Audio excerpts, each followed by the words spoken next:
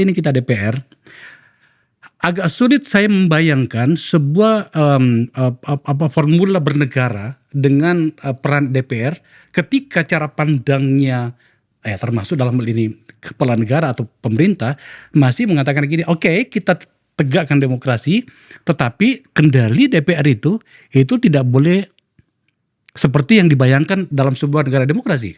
Kan ada banyak peristiwa ini terjadi karena DPR tidak mengambil perannya seperti yang seharusnya.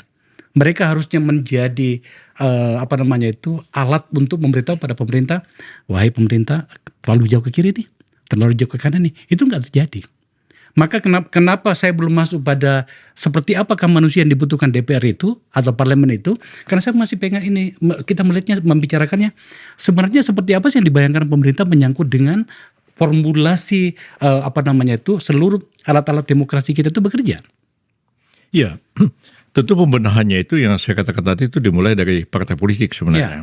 Karena seperti pasal 22 itu kan tegas mengatakan bahwa hanya partai politik yang bisa ikut dalam pemilu legislatif DPR sampai DPRD itu.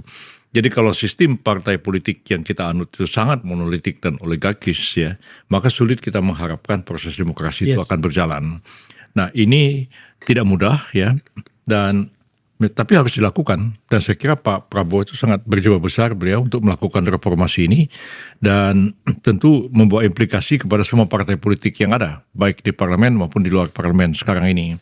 Tapi saya kira ini memang adalah satu langkah yang tepat untuk dilakukan sekarang ini, supaya kita tidak kebablasan terus. Artinya undang-undang partai politik itu memang harus memberikan pembatasan masa jabatan, ketua partai, ya, dan kemudian juga mekanisme demokrasi yang harus berlaku di dalam partai itu.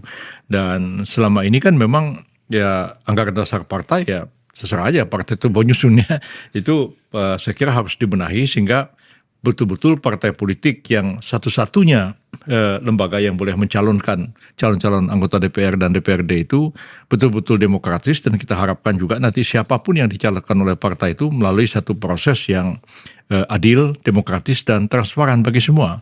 Nah, karena itu di sini akan terjadi debat panjang nanti mengenai apakah kita proporsional tertutup atau kita proporsional terbuka, seperti sekarang ini kita laksanakan.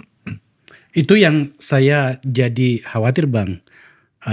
Seperti abang tahu lah, saya juga pernah mengelola partai ya, menjadi elit di situ.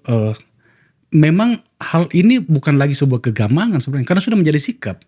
Partai-partai besar yang kaderisasinya jalan, dia berani mengatakan gini, nggak apa-apa, proporsional tertutup juga nggak apa-apa, karena mereka sudah siap, matang.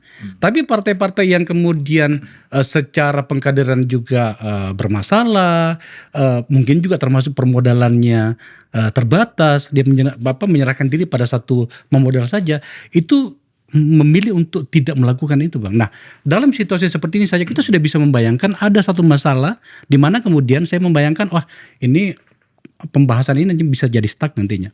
Kalau seperti itu situasinya gimana, Bang? Ya, ini kan sebenarnya tergantung